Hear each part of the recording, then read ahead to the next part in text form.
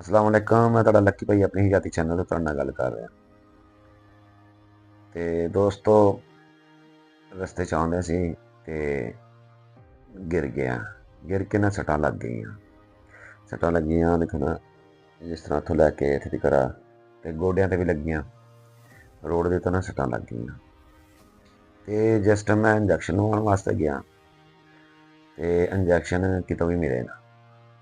ਯਾਨੀ ਕਿਤੇ ਕਿਸੇ ਵੀ ਹਸਪੀਟਲ ਤੋਂ ਮੈਡੀਕਲ ਸਟੋਰ ਤੇ ਇੰਜੈਕਸ਼ਨ ਨਾ ਮਿਲੇ। ਕੀ ਕਹਿੰਦੇ ਟੈਟਸਨ ਦਾ ਇੰਜੈਕਸ਼ਨ ਜਿਹੜਾ ਰਗੜਾਂ ਵਾਸਤੇ ਹੁੰਦਾ ਵਾ ਉਹ ਵਾਲਾ ਇੰਜੈਕਸ਼ਨ ਇੱਥੋਂ ਨਾ ਮਿਲੇ ਨਾ। ਇੱਕ ਪਤਾ ਕੀਤਾ ਦੂਸਰੇ ਕੋ ਪਤਾ ਕੀਤਾ। ਮੈਂ ਕਿਹਾ ਯਾਰ ਇੰਜੈਕਸ਼ਨ ਤੇ ਉਹ ਕਹਿੰਦੇ ਇੰਜੈਕਸ਼ਨ ਭਾਈ 2 ਮਹੀਨੇ ਹੋ ਗਏ ਸਾਨੂੰ ਮਿਲ ਨਹੀਂ ਰਿਹਾ। ਆ ਹੀ ਨਹੀਂ ਰਿਹਾ 2 ਮਹੀਨਿਆਂ ਤੋਂ। ਮੈਂ ਬੜਾ ਪਰੇਸ਼ਾਨ ਹਾਂ। ਮੈਂ ਕਿਹਾ ਯਾਰ ਕਿਤੋਂ ਨਾ ਕਿਤੋਂ ਤਾਂ ਮਿਲਦਾ ਹੀ ਹੋਊਗਾ ਕਿ ਆਖਰ ਕਿ ਬੰਦੇ ਦੇ ਜੇ ਸੱਟ ਲੱਗੀ ਹੈ ਤਾਂ ਕੀ ਹੁਣ ਉਹ ਚੀਜ਼ ਤੇ ਇੰਜੈਕਸ਼ਨ ਲਵਾਉਣਾ ਨਹੀਂ ਹੈਗਾ। ਫਿਰ ਵੀਡੀਓ ਕਿ ਇੱਥੋਂ ਤੋਂ ਮੈਨੂੰ ਮੈਡੀਕਲ ਸਟੋਰ ਤੇ ਤਾਂ ਕਿਸੇ ਤੋਂ ਨਹੀਂ ਮਿਲਿਆ। ਫਿਰ ਭਾਈ ਮੈਂ ਲੈਟ ਹਸਪੀਟਲ ਫੈਸਲਾਬਾਦ ਉੱਥੇ ਗਿਆ। ਉੱਥੇ ਜਾ ਕੇ ਫਿਰ ਮੈਂ ਉੱਥੋਂ ਲਵਾ ਕੇ ਆਇਆ। ਉੱਥੇ ਲਵਾਇਆ ਫਿਰ ਬਾਕੀ ਇਹ ਸ਼ੁਕਰ ਹੈ ਕਿ ਅੱਲਾ ਦੀ ਕਿ ਬੱਚਤ ਹੋ ਗਈ ਆ। ਬਹੁਤੀ ਸੱਟਾਂ ਨਹੀਂ ਲੱਗੀਆਂ। ਤੇ ਉੱਥੇ ਇੱਕ ਚੀਜ਼ ਹੋਰ ਦੇਖੀ ਨਾ ਲੋਕ ਉੱਥੇ ਹੋਰ ਵੀ ਕਈ ਆਏ ਸੀ ਤੇ ਇੱਕ ਦੂਸਰੇ ਨਾਲ ਇਹ ਉੱਥੇ ਜਿੱਦਾਂ ਆਪਸ 'ਚ ਬਹਿਸ ਵਸਈਆ ਕਿ ਕੋਈ ਵੀ ਗੱਲ ਨਹੀਂ ਸੁਣਦਾ, ਕੋਈ ਵੀ ਇੰਝ ਨਹੀਂ ਕਰਦਾ, ਕੋਈ ਨਹੀਂ ਇੰਝ ਕਰਦਾ। ਤੇ ਮੈਂ ਨਾ ਉਹਨਾਂ ਦੀ ਗੱਲਾਂ ਦੇ ਉੱਤੇ ਨਾ ਗੌਰ ਕੀਤਾ ਨਾ ਕਿ ਇਹ ਲੋਕ ਉਹ ਸਮਝਦੇ ਕਿ ਜਿਹੜਾ ਕੰਮ ਨਾ ਇੰਝ ਕਰਕੇ ਹੀ ਹੋ ਜਾਏ। ਜਿਹੜੇ ਹੁੰਦੇ ਨਾ ਸਰਕਾਰੀ ਹਸਪੀਟਲ ਉਹਨਾਂ ਦੇ ਵਿੱਚ ਇੱਕ ਫਾਰਮੈਲਿਟੀ ਹੁੰਦੀ ਹੈ। ਫਾਰਮੈਲਿਟੀ ਯਾਨੀ ਕਿ ਕਾਗਜ਼ੀ ਕਾਰਵਾਈ ਜਿਹੜੀ ਪੂਰੀ ਕਰਨੀ ਪੈਂਦੀ ਹੁੰਦੀ ਹੈ। ਹੁਣ ਮੈਂ ਗਿਆ, ਮੈਂ ਜਾ ਕੇ ਉੱਥੋਂ ਪਹਿਲੇ ਆਪਣਾ ਜ਼ਖਮ ਦਿਖਾਏ। ਮੈਂ ਕਿਹਾ ਜ਼ਖਮ ਠੀਕ ਹੈ ਨਾ।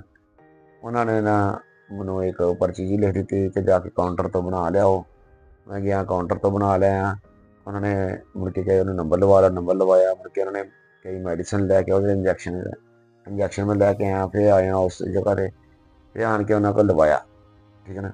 ਮਕਸਦ ਇਹ ਹੈ ਕਿ ਲੋਕ ਕਹਿੰਦੇ ਕਿ ਸਾਨੂੰ ਕਿਸੇ ਬੰਨੇ ਜਾਣਾ ਵੀ ਨਾ ਪਵੇ, ਸਾਨੂੰ ਉੱਥੇ ਹੀ ਸਾਰਾ ਕੁਛ ਮਿਲ ਜਾਏ।